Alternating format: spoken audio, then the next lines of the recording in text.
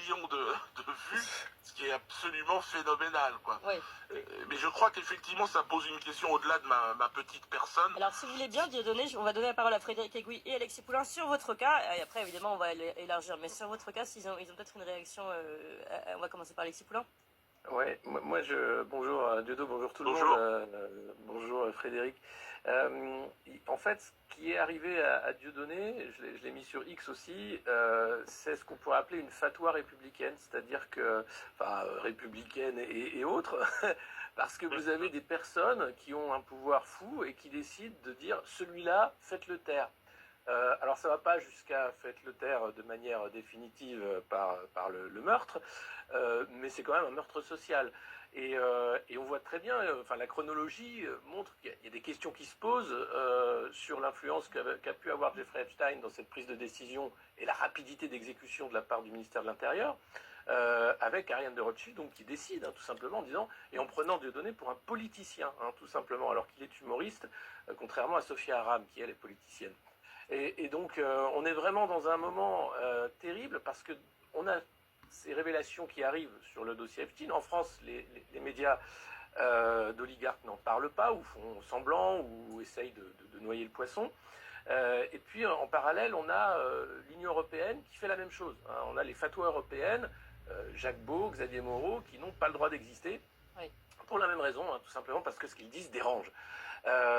Et après, on a les mêmes, Manuel Valls et autres, qui vont venir dans les médias expliquer que la démocratie est en danger. Il faut vraiment la défendre, parce qu'attention, la démocratie est en danger. Oui. Mais ces gens-là flinguent la démocratie. Bien sûr.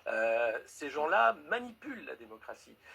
Ils sont là pour l'utiliser et en faire en sorte qu'elle soit dévoyée. C'est important de le dire. Macron, avec sa loi de censure des réseaux sociaux, c'est la même chose. C'est du dévoiement de démocratie. Macron qui apparaît également, moi je voudrais quand même qu'on revienne sur toutes les révélations, qui apparaît également dans ses mails, dans ses échanges avec Epstein. Alors juste, pardon, qui est exactement cette Ariane de Rothschild? C'est une banquière, la vice-présidente du groupe de Rothschild, banque de Rothschild qui est également la banque d'Emmanuel Macron d'ailleurs. Voilà, elle s'appelait Ariane Langnier, qui intègre la compagnie financière Edmond de Rothschild. Elle devient la baronne Ariane de Rothschild, donc.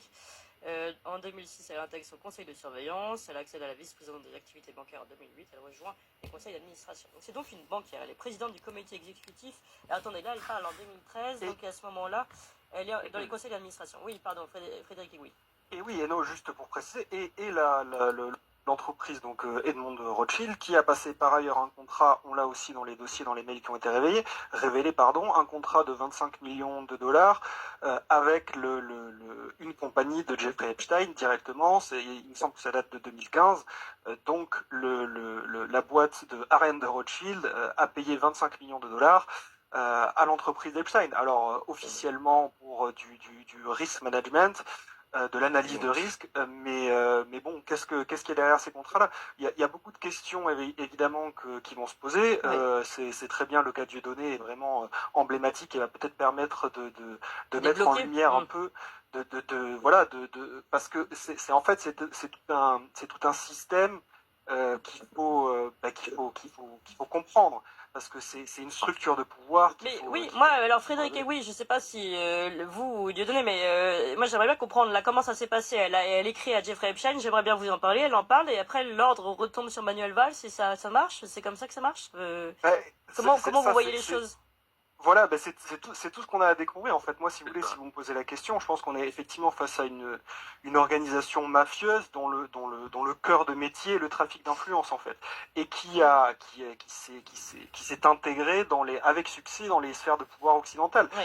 Donc c'est quelque chose qui est déjà vertigineux en soi, mais ce qu'il faut comprendre et ce que j'espère on va pouvoir